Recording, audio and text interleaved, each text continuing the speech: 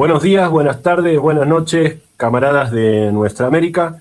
Estamos acá dando inicio a este esperado tercer episodio de Trabajadores al Poder, una iniciativa conjunta entre Fuerza de Acción Revolucionaria de Chile y el Partido Guevarista de Argentina.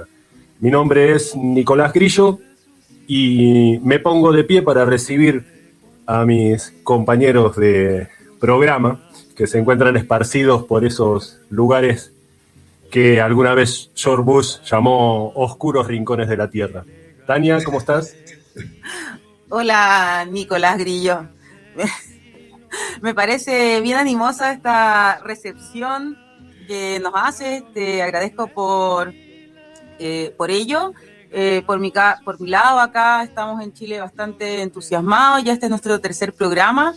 La verdad es que ha tenido una recepción muy positiva los dos primeros.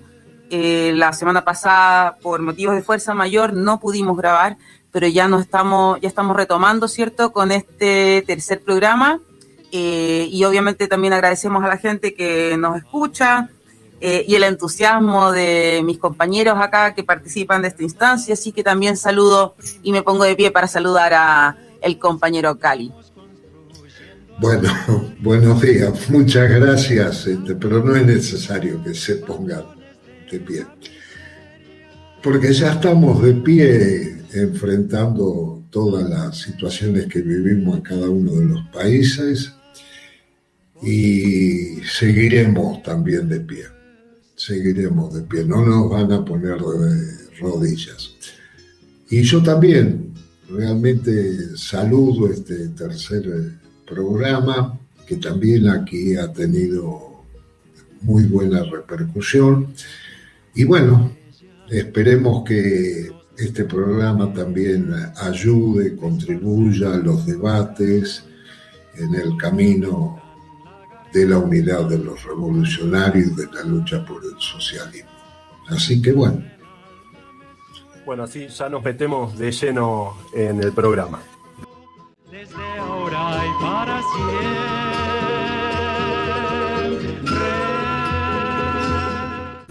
La democracia degenera en anarquía. La democracia es incompatible con la seguridad personal y la propiedad privada.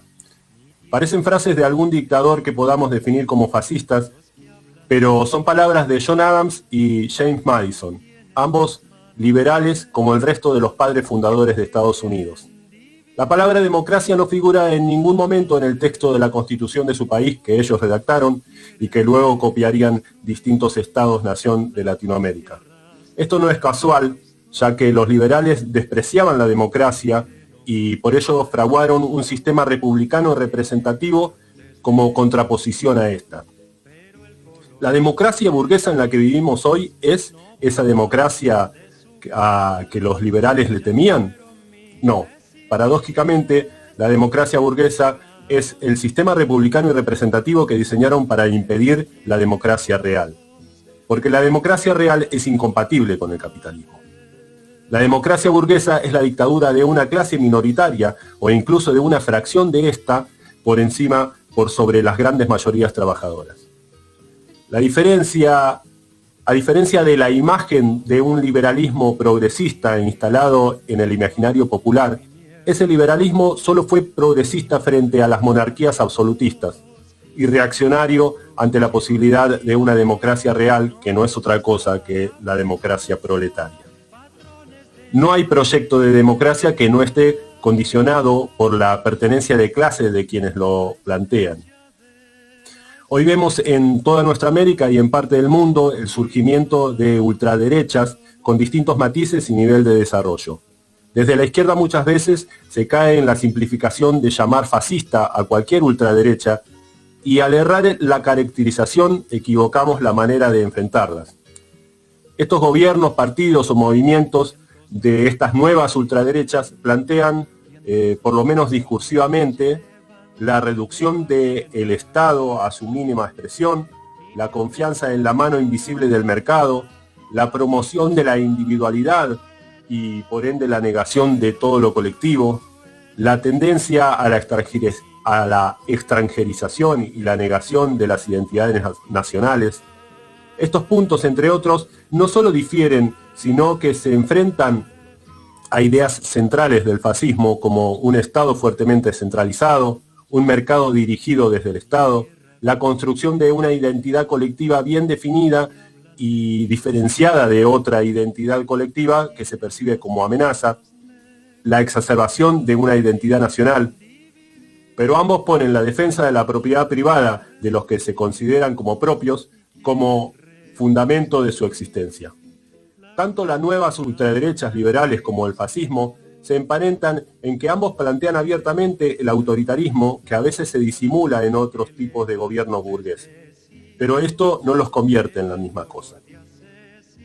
Si no aclaramos públicamente que estas ultraderechas, en su mayoría, no son una evolución o continuación del fascismo, sino que son el desarrollo natural del liberalismo, puede pasar que ante el discurso y accionar de, por ejemplo, Milei en la Argentina, las propuestas de la derecha peronista, esta sí de raíz filofascista, en boca de Guillermo Moreno pueden parecer progresistas para los sectores más atrasados de la clase trabajadora.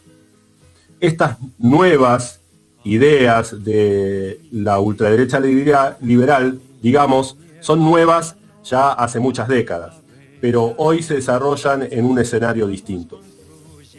Las ultraderechas liberales se apoyan en gran medida en sectores de la clase trabajadora que han vivido grandes cambios materiales y subjetivos en las últimas décadas. En estos tiempos se promueve y multiplica el emprendedurismo, la oferta de servicios y en las pocas fábricas la producción de las mercancías es cada vez más fragmentada. Un trabajador comparte mucho menos tiempo y espacio con compañeros de trabajo y cada vez es más difícil o hasta imposible identificar el nombre o la cara del patrón. Un ejemplo claro son los trabajadores de las aplicaciones como Uber, Rappi, etc. Todo esto dificulta el desarrollo de la conciencia de clases y sienta las bases del individualismo. La insistencia en ideas como la libertad de uno termina donde empieza la libertad del otro, coloca a el otro como limitante de mi libertad y por tanto amenaza. Así es como desarrollar el egoísmo como un valor, construir una fantasía en la que la individualidad es más importante que lo social, en un escenario de devaluación de la figura del Estado y de la democracia burguesa, lleva a la necesidad de la existencia de un líder que se mueva por sobre los normales y reprima toda amenaza a la libertad y a la propiedad privada. Es importante tener en cuenta estos cambios materiales y subjetivos para no caer en la simplificación de creer que ganan apoyo estos sectores porque se canaliza por derecha un descontento popular ante el fracaso de los gobiernos populistas, pensando en, por ejemplo, si manejamos mejor las redes sociales, ese descontento que se canaliza por derecha puede ser llevado hacia la izquierda. Pero la cosa es mucho más profunda y el abordaje desde el marxismo revolucionario requiere un trabajo más concienzudo. Debemos entender que el marxismo no es un chat de inteligencia artificial donde se deposita una pregunta y automáticamente se obtiene una respuesta. Por el contrario, debemos tomar del marxismo y de las distintas experiencias de su desarrollo herramientas para el análisis de la situación actual que nos permitan encontrar nuevas respuestas a nuevos problemas en el desafío que asumimos de pensar y hacer la revolución socialista en nuestro continente. Miseria, la estrella de la esperanza. Bueno, ahora vamos con el bloque de la coyuntura nacional en Argentina, a cargo de Cali, que en estas 2 semanas, bueno, pasaron un montón de cosas en nuestro país y vamos a ver cómo lo puede resumir Cali, que en esto tiene muchísima experiencia y es un bloque que viene gustando mucho. Cali.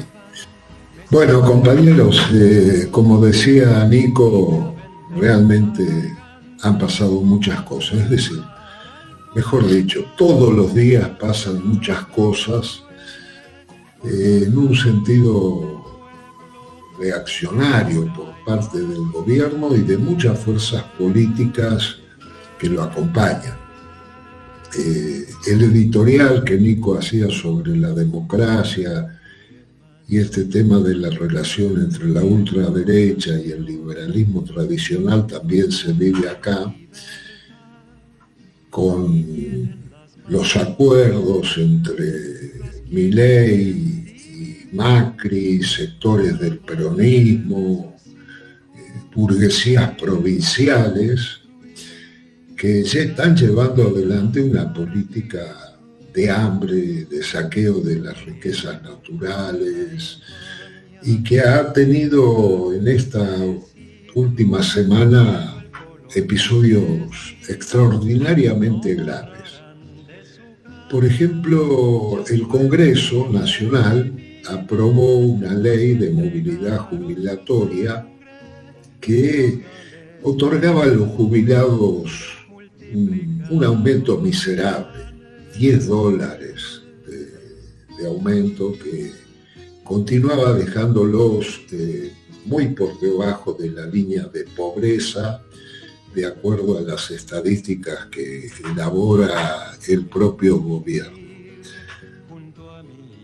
Esa ley fue vetada por Milei, fue vetada en su totalidad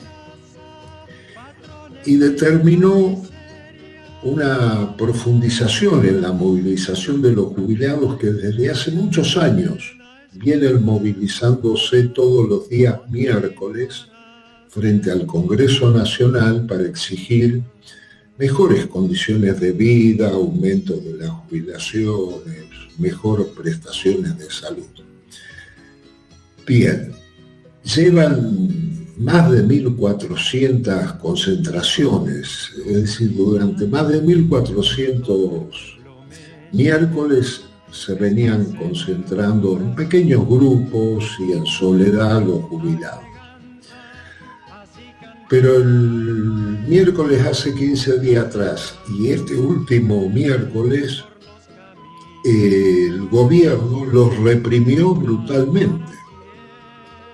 A compañeros jubilados y compañeras de 70, 80 años con gases lacrimógenos, a palazos, lo que causó una indignación terrible en el país y un apoyo solidario hacia todos los compañeros jubilados que aportaron durante más de 30 años a las cajas jubilatorias, y hoy 5 millones de ellos, 5 millones de esos jubilados sobre 7 millones que hay en total, están cobrando un salario de indigencia, de pobreza total.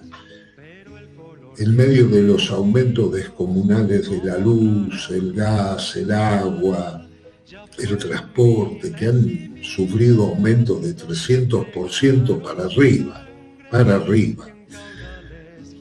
Entonces, como respuesta a eso, ahora el Congreso, el día jueves de esta semana, va a tratar de revertir el veto que aplicó el gobierno. Para eso necesitan que las dos cámaras, la de diputados y senadores, obtengan 2/3 de los votos en ambas cámaras. Entonces hay negociaciones, compra de votos, tomas y daca, promesas entre gobernadores, diputados, senadores, de todos los partidos, salvo la izquierda y una parte del peronismo y otros sectores que se han pronunciado por rechazar el veto. El resto está negociando, vendiendo los votos, en fin, una descomposición total de la burguesía. Pero lo grave de todo esto es que, por ejemplo, el vocero presidencial en la conferencia de prensa que hace todas las mañanas, después de esta brutal represión que sufrieron los jubilados, planteó de que no hay que tenerle miedo a la represión.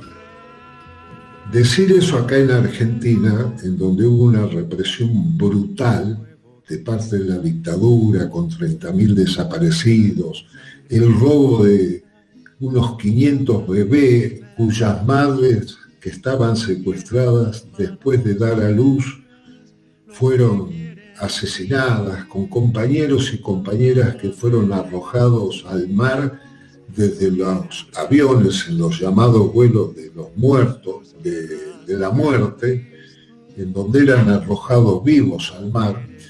Hablar de que no hay que temer a la represión es una provocación, es una reivindicación de la dictadura, pero también es una reivindicación de esta democracia burguesa, porque desde el 83 hasta esta fecha llevábamos más de 1.800 asesinados por casos de gatillo fácil, es decir, asesinatos producidos por la policía extrajudiciales, jóvenes de las barriadas que por portación de cara o por portación de determinada vestimenta son asesinados por la policía. 8.800 jóvenes en su gran mayoría. Es decir, a diferencia de otras expresiones de gobiernos liberales que aquí hemos tenido a montones, este gobierno públicamente plantea su carácter clasista. Por ejemplo, Milei dijo hace unos días en una conferencia frente a empresarios, dijo lo siguiente: vengo a achicar el Estado para agrandarle el bolsillo a ustedes, a los empresarios. También dijo que para un trabajador no es mejor otro trabajador, sino es mejor un empresario. Y debe haber más empresarios porque debe ser rentable contratar y no un acto solidario. Es decir, una promoción del individualismo, de desprestigio de todo lo colectivo y todo lo demás. Y bueno, para no hacer más largo esto, se realizó esta semana también, aquí en Buenos Aires, el tercer foro regional conservador del Río de la Plata y Madrid, en donde participaron todos los sectores de la ultraderecha, desde el presidente de Vox de España, Santiago Abascal, Kast, el candidato a presidente de Chile por la derecha, y por supuesto Milei y otros personajes por el estilo. Allí Milei, como buen ególatra, como buen hombre que se quiere a sí mismo, dijo que él es el segundo político más reconocido y querido en el mundo después de Trump. Eso es lo que afirmó este cara rota, que preside una banda de delincuentes que sacaron el oro del país, más de 1.500 millones de dólares en barras de oro que no se sabe a dónde la mandaron, que han presentado en el Congreso Nacional un proyecto de ley para modificar la Ley de Defensa Nacional que prohíbe a las Fuerzas Armadas participar de tareas de represión interna y que ahora se las quiere habilitar para que salgan nuevamente a la calle con el argumento de la lucha contra el narcotráfico. Lo que significó sacar la Fuerza Armada a la calle para luchar contra el narcotráfico lo vimos y lo estamos viendo actualmente en México, en donde se han producido unas matanzas horribles. Entonces, bueno, este es el panorama. Llamamos a participar de la marcha del día 12.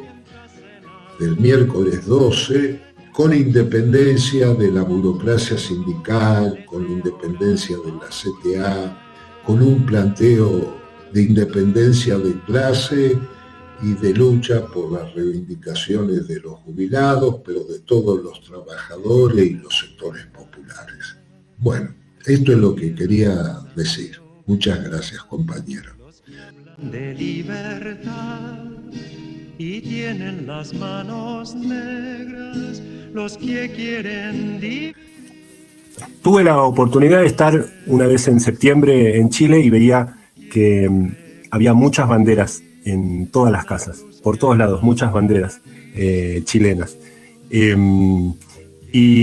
en un momento pensé que, bueno, que serían muy nacionalistas los chilenos, hasta que me dijeron que, bueno, que mucha gente los ponía por costumbre, otros porque sí, eran nacionalistas, pero también los ponían porque el Estado los multaba si no ponían banderas. Esto a mí me llamó la atención. Calculo que Tania no va a hablar de esto, ni tampoco del partido entre la selección chilena y argentina. Seguramente la coyuntura de ese país tiene cosas más interesantes que contar. Bueno, sí, efectivamente no vamos a hablar hoy día ni de las banderas chilenas, ni de las empanadas del 18, ni mucho menos del resultado del último partido de fútbol entre la selección chilena y la selección argentina, que la verdad no vale la pena enunciar acá. Sin embargo, queremos aprovechar esta parte de coyuntura para hablar de un hito que marca la agenda anual, sobre todo de los sectores activistas y movilizados, que tiene que ver con el 11 de septiembre y particularmente con una fecha que de hecho en este minuto, bueno, se está desarrollando, que es la histórica romería, una marcha hacia el cementerio general. Ya es una procesión que, bueno, todos los años congrega a múltiples organizaciones y personas, y que particularmente este año, en el marco de la conmemoración número 51 del golpe de Estado del 73 y sus brutales consecuencias, está desarrollándose en estos momentos. Ya, a partir de ello, vale la pena mencionar que 51 años corresponde ya a más de medio siglo en que la ofensiva del capital y la maduración del capitalismo monopolista ha arrastrado a las masas trabajadoras y trabajadores a una vida precaria y muchas veces indigna. La situación actual de los trabajadores hoy día se bate entre una vida cada vez más costosa, que restringe a una gran mayoría el acceso a bienes básicos de calidad, con trabajos extenuantes que dan cuenta de la sobreexplotación generalizada y un entorno violento y cada vez más degradante, donde vemos tanto delincuencia como narcotráfico. Se toman las poblaciones y los espacios de vida de los trabajadores, ¿cierto?, invadiendo la realidad social de nuestra clase. Estos mismos 51 años fueron testigos del aniquilamiento de las fuerzas humanas, materiales de los revolucionarios y de los sectores también más avanzados de la clase trabajadora. Detrás de ello, la debacle política e ideológica de lo que quedó fue profunda y hasta el día de hoy lamentablemente irreversible. Hace un año la conmemoración de los 50 años para nosotros como organización tenía una gran relevancia política, puesto que nos permitió como hecho histórico posicionar múltiples acciones de propaganda y algunos planteamientos centrales que, bueno, en este minuto pretendo enunciar, sin embargo no desarrollar, dado el limitado tiempo que tenemos. Primero que nada, es relevante mencionar que en Chile se vivió una situación revolucionaria, la única en la historia de nuestro país, y que fue ahogada no solo por el golpe de Estado, sino previamente por las acciones de contención e incluso represivas que el gobierno de Allende llevó a cabo contra las fuerzas populares organizadas en poblaciones, campos, liceos y fábricas. Asimismo, que la clase trabajadora demostró su disposición de llevar la lucha revolucionaria, la lucha de clases, hasta las últimas consecuencias, y que los partidos definidos, autodefinidos como revolucionarios, no supieron ni pudieron estar a la altura de esta tarea histórica, de esta circunstancia, orientando a las masas en ese camino. Y en este mismo sentido, particularmente el MIR optó por buscar diálogos estériles con el gobierno reformista de Allende, e incluso para el golpe de Estado decidió priorizar por salvaguardar la vida de Allende en vez de disponer al máximo de sus fuerzas para un combate decidido y decisivo contra los golpistas. Que el golpe de Estado, también así, no fue un golpe contra los marxistas o contra Allende, como soberbiamente muchos pretenden creer y pretenden hacerle creer a los trabajadores, sino un golpe directo contra la fuerza revolucionaria que había alcanzado la clase trabajadora en su conjunto. Por lo tanto, ante todo, fue un golpe de Estado burgués, que si bien, sobre todo en un inicio, parecía de corte fascista, demostró en el tiempo su base liberal y fuertemente reaccionaria. Que una situación revolucionaria, como la que se vivió en ese momento, nos pone dos caminos por delante, o una victoria estratégica o una derrota estratégica. Y ahí no se deben guardar reservas para la lucha futura. En esta posición de las posibles victorias a conquistar en el mediano a largo plazo, está también el riesgo de no disponer de todas las fuerzas necesarias para los combates presentes en un momento decisivo.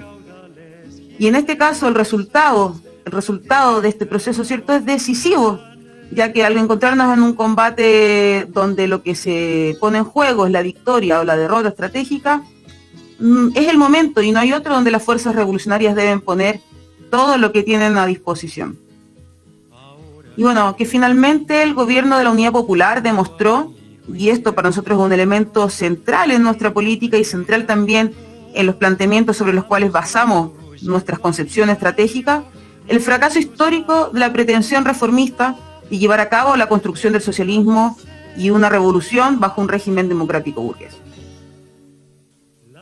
Así también, dicha conmemoración de los 50 años para nosotros nos conllevó un tensionamiento interno como organización y desde ahí la necesidad de tomar la lucha revolucionaria con sentido de urgencia, de responsabilidad y de deber.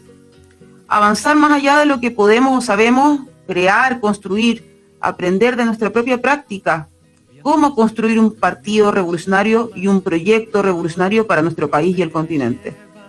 Por otro lado, estar atravesando la conmemoración número 51 del golpe hoy en día nos llama también a la preocupación sobre los pobres avances teóricos, políticos y organizativos de los revolucionarios en nuestro país. La revuelta popular fue clave para dimensionarlo y hoy a 5 años, ya estamos a cortas de cumplir 5 años de la revuelta popular, este ejercicio insurreccional nos entrega la necesidad de reflexionar profundamente sobre las tareas políticas, militares, sociales, ¿cierto?, que tenemos las fuerzas revolucionarias y lamentablemente hoy día no vemos desde ahí hasta hoy grandes cambios. Por el contrario, vimos como muchas de las organizaciones que se definían como revolucionarias terminaron encandilados por la apuesta progresista del proceso constituyente o rebajaron su discurso y sus planteamientos políticos para aprovechar de forma oportunista el escenario que se estaba dando. Con esto, o utilizando esto con el fin de alcanzar una mayor, pero aún marginal inserción de masa, que ha sacrificado conscientemente el desarrollo de estas por su masividad. Intentando, ¿cierto?, suplir el repliegue en la organización y en la conciencia generalizada en la clase trabajadora con un trabajo más al estilo de ONG o siendo simples administradores de los recursos estatales o municipales. Más allá de esto, creo que medio siglo después del golpe de Estado, la gran mayoría de las fuerzas revolucionarias, bueno, a quienes no podemos dejar de saludar por el esfuerzo de mantener su consecuencia a pesar de nuestras no pocas diferencias, hoy soslayan las tareas de primer orden que deben ser ante todo una prioridad en el momento histórico actual de la lucha de clase. Para nosotras estas tareas fundamentalmente son construir un verdadero partido revolucionario de cuadros políticos preparados y de combate para los enfrentamientos inevitables contra la burguesía. Construir un proyecto revolucionario a partir de un análisis profundo y riguroso de la realidad de nuestro país y bajo una estrategia clara de poder, que no se reduzca a una simple adopción teórica de tal o cual estrategia histórica, sino que dialogue sobre todo con las condiciones y posibilidades reales para la revolución en nuestro país. Construir teoría política propia, ser capaz de elevar, no como ejercicio intelectual, sino como una actividad partidaria, el desarrollo teórico del partido, sistematizando a partir de la síntesis entre la teoría marxista la realidad concreta interpretada bajo la dialéctica materialista y nuestra práctica revolucionaria, todos los elementos centrales para el desarrollo de una concepción teórico-revolucionaria que nos permita avanzar en este momento. Construir gérmenes de fuerza social revolucionaria en los sectores más avanzados de las masas, mediante el desarrollo de nuestra política revolucionaria en ellas, y una práctica obviamente consecuente, bajo la democracia popular o democracia obrera o democracia directa, como queramos decirle, que otorgue a estos sectores experiencias de lucha, protagonismo y sobre todo educación política de masa, elevando así la conciencia del pueblo trabajador. La prisa que nos coloca la ambición de revertir la realidad actual de nuestra clase, de alcanzar la conquista del poder y edificar el socialismo, no puede confundirse con la falsa pretensión de acortar pasos, de caer en el oportunismo al que nos impulsa la desesperación más propia de una actitud pequeño burguesa que revolucionaria, o de simplificar abiertamente, evadir ciertas tareas. La revolución no espera, pero tampoco se resuelve solo por voluntad o por el miedo de envejecer y de no ser protagonistas de la historia. Asimismo, debemos dejar de comprender el ser revolucionario como un estilo de vida, tal como indican algunos compañeros en sus planteamientos públicos, pues no se trata de vivir de la revolución, sino para ella. Repetir recetas que hace como 30 años ya mostraron su fracaso, no habla de lo propio del pueblo trabajador, habla de resistir el cambio y la necesidad de crecer, y pensarnos a nosotros mismos verdaderamente para la lucha revolucionaria. No es tan difícil darnos cuenta cuando dentro de la vía militante nos acomodamos y vivimos de ella, pero sin avances reales. No sé cómo podemos esperar resultados distintos haciendo lo mismo una y otra vez incansablemente. ¿O será que simplemente no nos importa el resultado? La verdad es que no nos queda claro. Más allá de los motivos, me parece necesario decirlo tajantemente. Ni la desesperación pequeño burguesa ni la autocomplacencia mediocre nos movilizan en un sentido correcto, verdaderamente revolucionario. Al final, después de medio siglo del golpe de Estado, tenemos que intentar, al menos por vocación, ser mejores que ellos.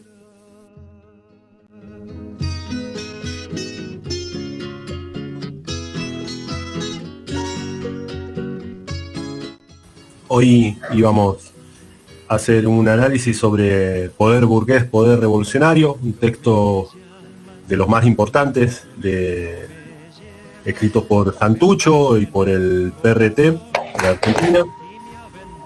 Un texto creo que de total actualidad también en algunos de los temas que trata. Para eso contamos acá con Tania y con Cali. Y vamos a tocar, es un texto que tiene muchas aristas, así que vamos seguramente a hacer a saltar entre algunos temas. Esto requeriría de unos cuantos programas para poder desarrollarlo, pero vamos a hacer lo posible en el tiempo que tenemos. Bueno, sí, la verdad, primero decir que siempre me ponen en esta posición porque casi todos los temas son preferentemente argentinos, pero bueno, vamos a hacer el esfuerzo de aportar en esta discusión, muy interesante, por cierto. Debo reconocer que hace muchos años había leído Poder Burgués y Poder Revolucionario y no lo había vuelto a repasar hasta que tuvimos que preparar el programa, así que vengo con algunas reflexiones que me parecen relevantes. No sé si va a determinar el orden del programa, voy a partir nomás con un primer tema que de hecho se asocia con el primer capítulo del texto, que se llama El poder de la burguesía. Santucho, a mi parecer, hace una reflexión muy interesante que nos permite también ponerlo en perspectiva con la realidad actual respecto a la forma de dominación de la burguesía y pone a contrapelo dos formas de regímenes políticos de la burguesía. Por un lado, ¿cierto?, el bonapartismo militar y por otro lado, el parlamentarismo como dos formas distintas, ¿cierto? Esto no es menor porque en el fondo habla también no solo de dos formas propias de la burguesía, sino que también dos formas que adoptan sectores de la burguesía en un marco donde aún existían conflictos interburgueses. En el caso particular de Chile, previo al golpe de Estado, los conflictos entre la gran burguesía nacional y la mediana burguesía nacional versus la burguesía transnacional eran importantes y fueron parte incluso decisiva de cómo se desarrollaron los escenarios políticos futuros. De ahí que a mi parecer el conflicto interburgués tiende a desarrollar también una disputa que se aloja en esta idea de dos ciertos regímenes políticos que no solo hablan de una alternancia para la continuidad, sino que habla de algo más de fondo. En esto que menciono, ¿cierto?, refiero a una disputa interburguesa. La posición de que haya alternancia, ¿cierto?, como dos formas, me parece que hoy día no varía en términos de la realidad actual. Es decir, hoy día aún la burguesía expresa dos formas o dos estrategias de poder. Y en ese sentido creo que lo que sí varía es que más que dos regímenes políticos, lo que varía es precisamente dos estrategias de poder. Valga la redundancia, lo estoy repitiendo para reforzar por qué es distinto. Y en ese sentido creo que el hablar de dos estrategias de poder en un solo régimen político, que hoy día es precisamente la democracia burguesa, da cuenta de que los conflictos interburgueses hoy día están resueltos, o mucho más resueltos, y que tienen una clara hegemonía por los intereses de las grandes burguesías transnacionales. Y finalmente, desde ahí, la hegemonía política da en un sector de la burguesía, ¿cierto?, que la gran burguesía monopolista transnacional, es la que determina e integra a los otros sectores de la burguesía bajo su propio proyecto. Por lo tanto, me parece que hoy día tiene mucha vigencia la idea de la alternancia, más que incluso antes, pero también con motivo de desarrollar dos estrategias de poder o dos tácticas de poder, si quisiéramos verlo de una manera más rigurosa, para enfrentar el escenario actual político de cara a poder darle continuidad a la democracia burguesa, darle continuidad al proyecto burgués, y desde ese punto de vista asegurar que los intereses de la burguesía no se vean afectados. Y finalmente, sobre este punto también me gustaría mencionar algo que creo que es relevante, que el hablar que hoy día ya no está en juego dos disputas entre dos regímenes, ¿cierto?, bonapartistas, de las características militares, como menciona Santucho, ¿cierto?, y el parlamentarismo, sino que hoy día hablamos 100% de democracia burguesa, porque así como se consolida la hegemonía de un sector de la burguesía y un proyecto que integre y hegemoniza al resto de la burguesía, también hablamos de un régimen político que se consolida de forma estratégica dentro del proyecto burgués, que es la democracia burguesa. Y por lo tanto, el valor de la democracia burguesa hoy día tiene un carácter estratégico, a diferencia de otros momentos históricos de la lucha de clases, lo que hace que combatirla también tenga un sentido estratégico para los revolucionarios. Bueno, eso básicamente quería comentar para partir. No sé, Cali, si en esa línea o en otro campo te gustaría comentar algo. No, sí, me parece importante las conclusiones que vos sacás de ese trabajo de Santucho, que para mí, a mi modo de ver, es uno de los documentos más importantes que se elaboró la izquierda revolucionaria argentina. Después de ese documento, al menos que yo conozca, no se ha elaborado otro con esa sustancia, con ese peso que tiene poder burgués, poder revolucionario. Lo interesante, en todo caso, yo quería señalar, es que ese folleto, como se dice, es un trabajo relativamente breve porque es alrededor de 30 páginas. El 23 de agosto se cumplieron 50 años de su edición, en el año 1974. Y se da en un contexto muy interesante, que es el debate entre fuerzas revolucionarias, el intercambio de opiniones, particularmente con el MIR chileno, en torno a la forma de dominación de la burguesía. El momento que se estaba construyendo la Junta de Coordinación Revolucionaria, junto con los compañeros del ELN de Bolivia, con los Tupamaros de Uruguay. Es decir, es fruto del debate colectivo entre fuerzas revolucionarias de América del Sur, de ese trabajo. Y ahí Santucho aborda una cantidad de temas que es complejo sintetizarlo, pero una de las cosas que él afirma, refiriéndose a la Argentina, lo cito de memoria, él dice que a pesar de las grandes luchas desplegadas y la energía puesta por el pueblo argentino en sus luchas, la dominación de la burguesía nunca estuvo en peligro. ¿Y por qué nunca estuvo en peligro? Porque faltaba un proyecto revolucionario con una estrategia de poder que se planteara disputarle precisamente el poder a la burguesía, y que eso era lo que había que construir. Es decir, ponía en el centro el tema de la construcción del partido revolucionario y la tarea de la lucha por el poder, planteando que la vía de acceso al poder era la vía violenta, era la vía violenta. Hay que tener en cuenta incluso que lo escribe después del golpe de Estado en Chile, en donde se planteaba, no solo en Chile, sino en el movimiento comunista internacional, la posibilidad de acceder al socialismo por la vía pacífica.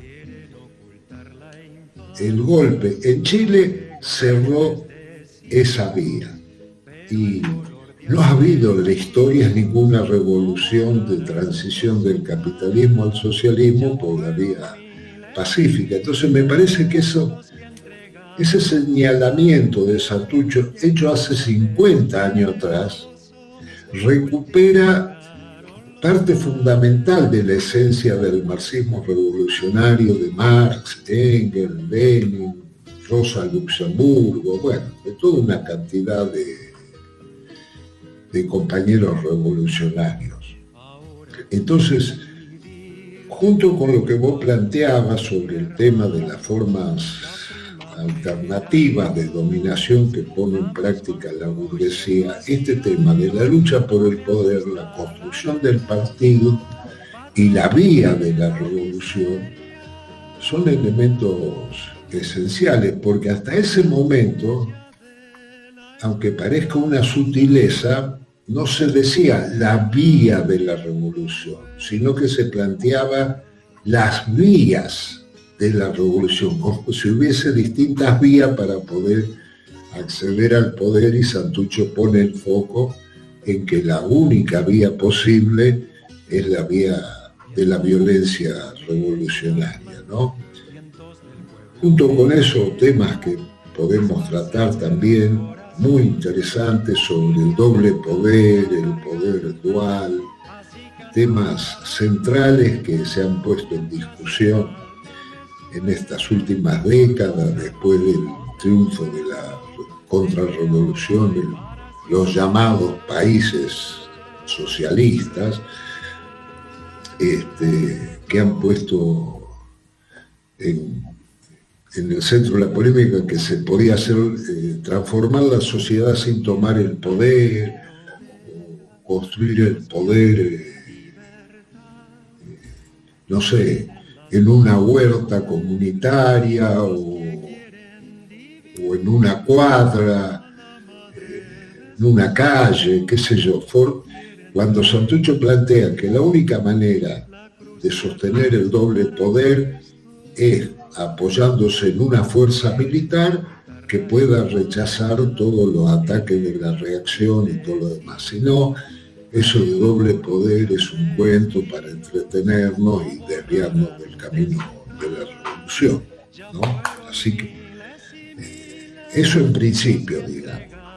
Sí, en relación a esto que venías diciendo, Cali, parece que hay un punto importante de los tantos puntos importantes que trata el PRT-ERP en letra de Santucho en este texto, que es esto algo que la mayoría de los movimientos revolucionarios no lo estaban planteando en ese momento, pero que toma total relevancia y actualidad en las décadas siguientes, que es cuando Santucho habla sobre el gobierno de Cámpora, que se plantea que la lucha revolucionaria y la vía armada no solo puede existir cuando hay una dictadura militar, que en todo momento de la dictadura del capital, ya sea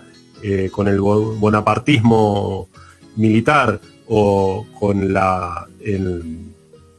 la democracia burguesa, la vía armada es el camino apropiado. Bueno, un poco siguiendo lo que comentan, y ya que no tomaron mi punto al comienzo, quedó ahí más o menos votado, pero voy a retomarlo porque soy insistente. Creo que sí me parece importante esto de que así como la burguesía pone sus propias estrategias de poder, incluso unifica y cohesiona sus fuerzas, ¿cierto? Porque tiene más capacidad de unidad que la que demostramos nosotros en términos de proyecto, en términos de la defensa de sus intereses. Totalmente concuerdo con la necesidad de que los revolucionarios y la clase trabajadora, ¿cierto?, tenga también una estrategia de poder. Es decir, es impensable que vamos a poder disputar el poder sin tener una estrategia para ello. Y la definición de eso me parece que es fundamental a la hora de pensar no solamente el problema de la construcción de partidos, sino de cómo debe llevarse a cabo esa estrategia revolucionaria y cómo eso distingue, ¿cierto?, también formas que son desviaciones políticas que van marcando también a sectores que nosotros vemos, a mí me sorprende honestamente, yo veo el día de hoy reflejado dentro del texto de Santucho muchas de las desviaciones que hoy día vivimos en el presente, ¿cierto?, de cara a compañeros o supuestos compañeros que en el momento que él le toca escribir este texto parece que fuesen los mismos, o sea, son evidentemente por lo que él plantea los mismos problemas. Entonces, para mí en ese punto que es crucial, ¿cierto?, que en el fondo qué forma adopta esta estrategia y la importancia de tenerla, da lugar también a poder distinguir la diferencia referente a dos conceptos, que creo que también es relevante ponerlos, dado que también para la gente que nos escucha, ¿cierto?, y nuestros compañeros y compañeras de militancia muchas veces quedan en el vacío, sin claridad a qué nos referimos, que tiene que ver con el concepto de populismo y reformismo. Y a pesar de que Nico insistió de que esto no iba a ser explicar el libro, yo igual quiero leer literal lo que dice Santucho, porque es como si estuviéramos hablando de estas fuerzas hoy día. Entonces, respecto al populismo, Santucho dice: el populismo es una concepción de origen burgués que desconoce los hechos, la diversidad de clases sociales, unifica la clase obrera, el campesinado pobre y mediano, la pequeña burguesía y la burguesía nacional media y grande, bajo la dominación común de pueblo. Me parece que, después continúa diciendo: al no diferenciar con exactitud el rol y posibilidades de estas diversas clases, tiende constantemente a relacionarse con prioridad con la burguesía nacional y a alentar ilusorias esperanzas en sus líderes económicos, políticos y militares, incluso en aquellos como, y ahí menciona líderes argentinos, no vale la pena profundizarlo ahí, pero en realidad lo que quiero ir con esto, ¿cierto?, es que yo leo eso y digo, pero acá en Chile tenemos un montón de fuerzas que para no hablar de revolución, hablan de lo popular, para no hablar de clase trabajadora, hablan de pueblo, y ocultan detrás de eso una desviación importante, que en la práctica se nota con fuerza cuando rechazan, por ejemplo, la importancia de construir en el campo de los trabajadores directamente, o, peor aún, levantan las banderas de la pequeña burguesía, banderas progresistas, que uno, se indigna. Estamos hablando muchas veces de estas banderas del feminismo burgués, del feminismo en general, conducido por el feminismo burgués, o de otras expresiones que finalmente tienen que ver más con los intereses de los sectores medios que con las necesidades y urgencias de la clase trabajadora. Y que finalmente terminan socavando también las posibilidades de desarrollo de la misma. Entonces, por ahí me sorprende mucho porque en realidad acá en Chile lo vemos, es pan de cada día. Y sé que me estoy alargando, pero respecto al reformismo también dice literal: el reformismo a su vez reniega en los hechos de la vía revolucionaria para la toma del poder. No tiene fe en la victoria de la revolución socialista, desconfía de la capacidad revolucionaria de las masas y busca en consecuencia avanzar en la obtención de ciertas mejoras por la llamada vía pacífica, consiguiendo progresivamente que tal o cual sector burgués que domina progresista acepte concesiones a las masas, el efectivo ejercicio de las libertades democráticas, algunas mejoras del nivel de vida del pueblo, etc. Pero como enseña el marxismo-leninismo y la experiencia práctica, las libertades y las reivindicaciones hay que arrancárselas a la burguesía con enérgicas luchas.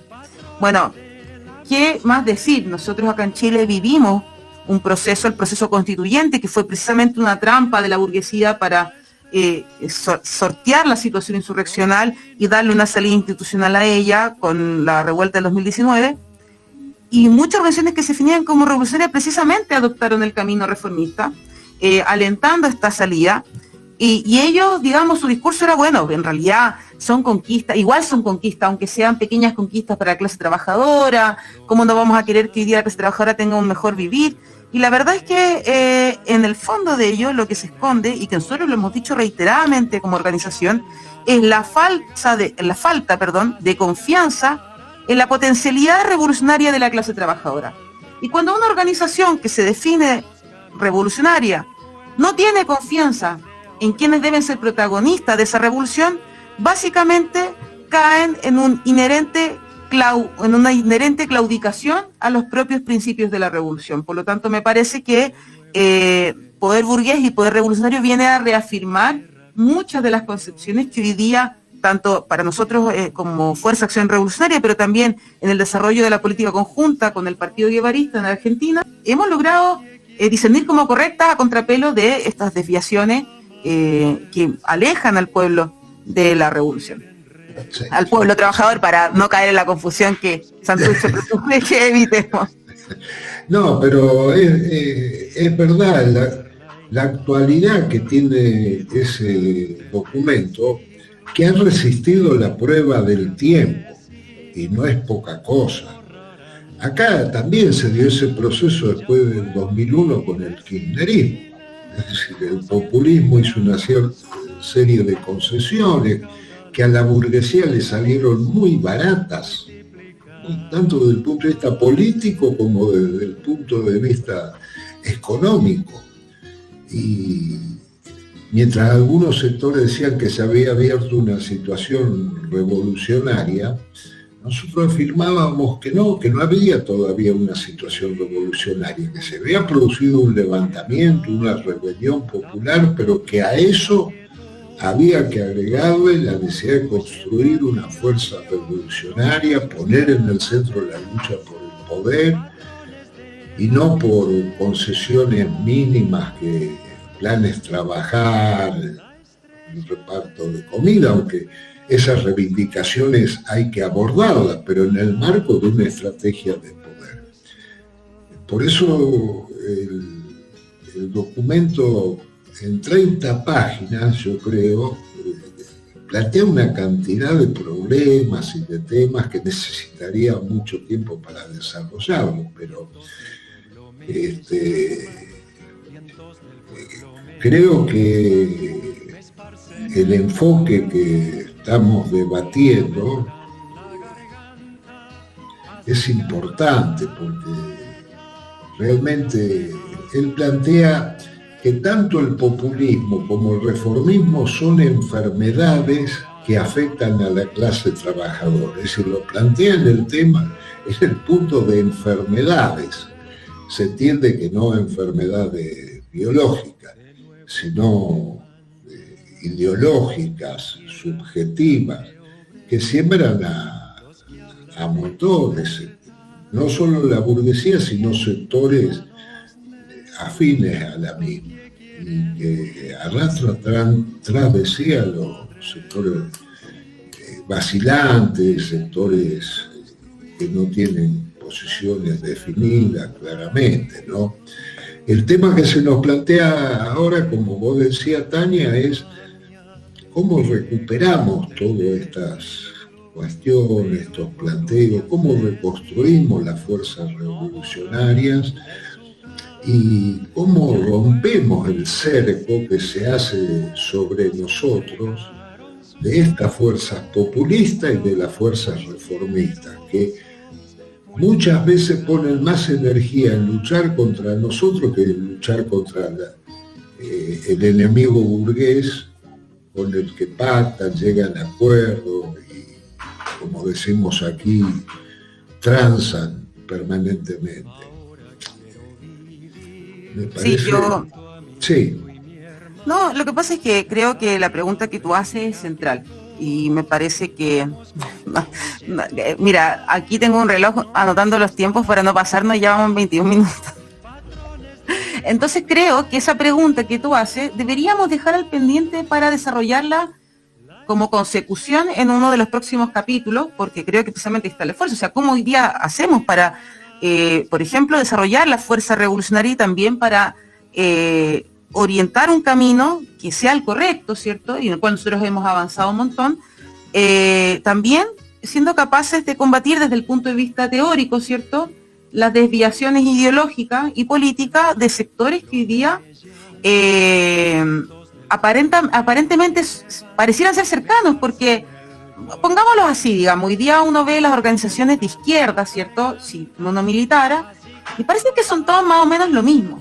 Cuando uno afina el desarrollo de la reflexión se da cuenta de las diferencias, y creo que también es importante marcar esas diferencias, tanto por el ejercicio teórico del debate y el desarrollo de la política revolucionaria, pero también para clarificarle a las personas que hoy día se forman también a través de espacios como este, como el programa, de por qué no somos lo mismo y por qué dos organizaciones que en el discurso pueden definirse como revolucionarias no necesariamente son revolucionarias o tienen propuestas que se distancian ampliamente unas de otras. Incluso es así cuando, al hablar, por ejemplo, de populismo, Santucho habla directamente de Montonero, pensando que esto incluso pasa posterior, ¿cierto?, a la fuga de Rawson y la masacre de Trelew. Es decir, incluso después de esa experiencia, que públicamente los muestra, ¿cierto?, públicamente hermanados, articulados o al menos coordinados, ¿cierto?, Santucho y el PRT se da la opción de plantear abiertamente críticas tan profundas como decir que en el fondo Montonero seguía un planteamiento populista, es decir, que estaba fuertemente permeado por el populismo, y creo que ese debate nosotros no podemos perderlo, y también la rigurosidad y la fuerza con la que hay que manifestar las diferencias sin miedo al debate, sin miedo a, en el fondo, la respuesta que venga de por medio. Y perdón, solo como para cerrar, creo que no quiero dejar de lado la importancia el tema que plantea Cali, ¿cierto?, sobre el problema del poder dual, que es un problema real a la falta de consideración respecto al entendimiento profundo del poder dual y el desarrollo del poder popular. Se vienen un montón de deformaciones que también me parece que son importantes mencionar, en las que se habla del autonomismo como si fuera poder popular, en las que se habla del comunitarismo como si fuera poder popular. Y hay que dejar claro que esas formas no son poder popular. También podríamos destinarle solo un programa a hablar del poder popular o del poder dual, pero hay dos elementos, o tal vez uno sistematizado entre lo que plantea Nico y lo que plantea Cali, que es esencial. El poder popular, ¿cierto?, la base del poder dual que desarrolla la clase trabajadora, no se sostiene solamente por el ejercicio de una organización autónoma de los intereses de la burguesía, sino por el combate abierto contra los intereses de la burguesía, por la defensa y el desarrollo del ejercicio de sus propios intereses, y también por la defensa no solamente en términos de las reivindicaciones que levanta, sino de las fuerzas militares que permiten sostener ese ejercicio de poder.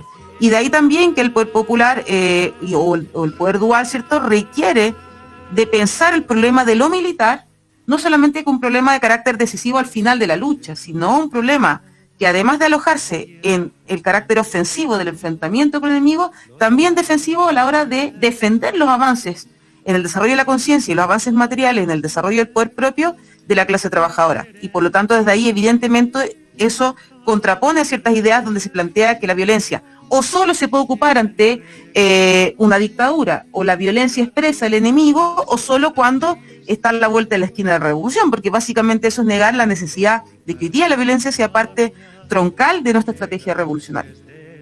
Sí, aparte en ese tema que vos mencionás de la polémica que él sostiene con Montoneros, plantea que el error de Montoneros de sumarse o apoyar a la política de Perón debilita a las fuerzas revolucionarias, o debilitó en ese momento a las fuerzas revolucionarias, porque este era un debate que venía de antes del año 74. Viene de cuando la dictadura militar de Lanús en ese momento convoca elecciones y Montoneros plantea que Perón venía a encabezar un proceso revolucionario en Argentina, mientras Santucho, el PRT sostenían que no, que Perón venía a encabezar un proceso contrarrevolucionario. Ahora, lo importante es el debate que entablan de una forma tan sincera, poniendo las diferencias sobre la mesa con argumentos políticos y no con chicanas o adjetivaciones, sino una discusión profunda, que eso también se ha perdido entre las fuerzas de izquierda, entre las fuerzas revolucionarias. Y esa es otra cuestión a recuperar. Así que yo creo que muchos de estos temas que están planteados en ese trabajo que Santucho llama de síntesis, que lo va a exponer incluso de forma sintética, tiene una riqueza extraordinaria para los momentos actuales, porque si bien hoy algunos planteos del reformismo, del autonomismo, de este Holloway, que en un momento era la estrella de estos sectores, esos planteos han dejado una huella en la conciencia de muchos militantes. Y es necesario, como vos decías, Tania, salir al encuentro de eso y tener un debate franco, un debate abierto entre compañeros, un debate fraternal, y que después la práctica demuestre quién es verdaderamente revolucionario y quién no, porque desde el punto de vista de los discursos, y bueno, sí, todos, incluidos nosotros, podemos parecer grandes revolucionarios, pero después está la práctica política teórica la que lo tiene que reafirmar. Así que, bueno, tenemos mucho para conversar y mucho para seguir trabajando, militando, debatiendo y luchando. Perdón, Cali, sí, estaba viendo de que efectivamente se nos hace muy corto, más que nada en estos casos en los que el programa en sí se nos hace muy corto, pero más que nada en estos casos en los que tenemos que tocar un texto tan profundo y tan rico como Poder Burgués, Poder Revolucionario.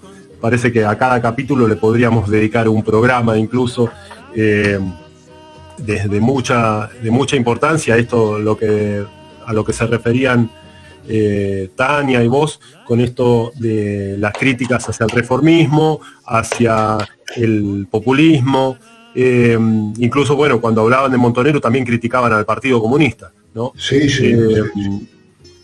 Pero bueno, también nos quedan pendientes que podemos dedicarles otros momentos más adelante, la experiencia del FAS, del Frente Antiimperialista por el Socialismo, que fue una experiencia muy interesante de analizar, con sus aciertos y sus errores, y por supuesto cuando plantea el cómo de la construcción del Ejército Popular.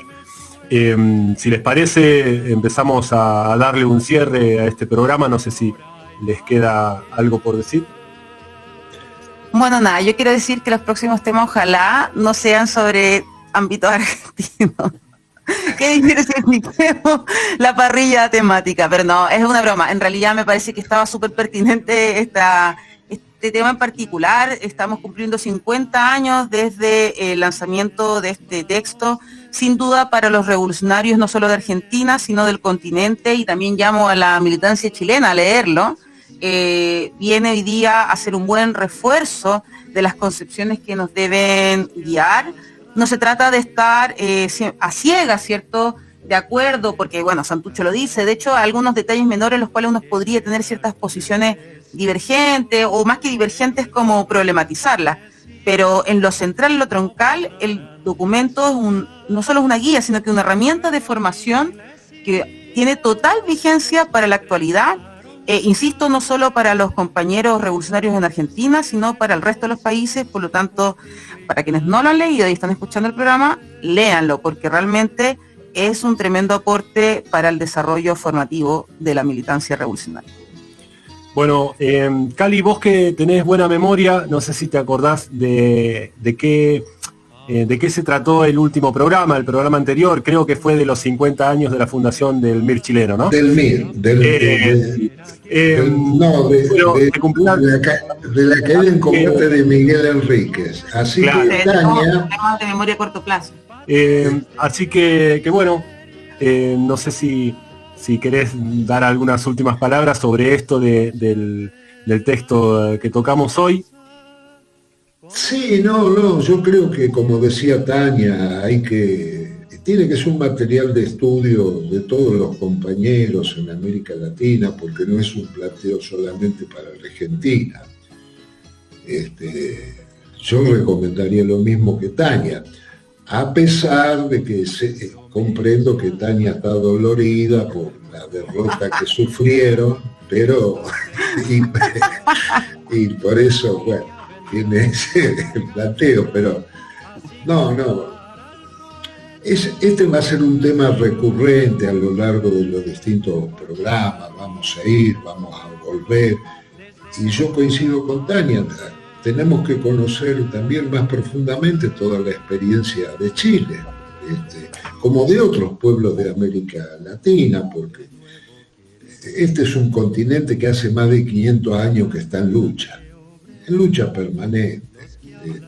Hoy tenemos a los compañeros paraguayos combatiendo la guerrilla de EPP, así que los compañeros de la Segunda Marquetalia Colombia. Hay una acumulación teórica y práctica muy importante en América Latina. Así que yo la corto aquí y en todo caso esperamos los sucesivos programas.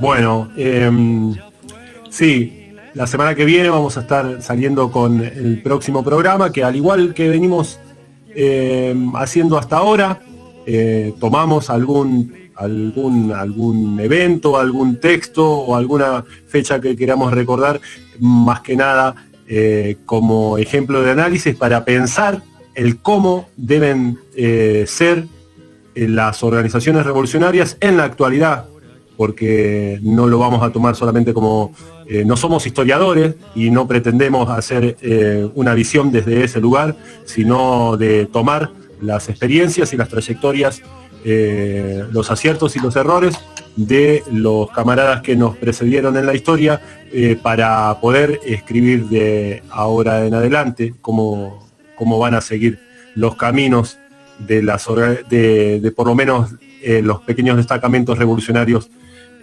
a los que pertenecemos y del gran partido revolucionario que pretendemos que en algún momento se pueda construir. Así que los esperamos la semana que viene.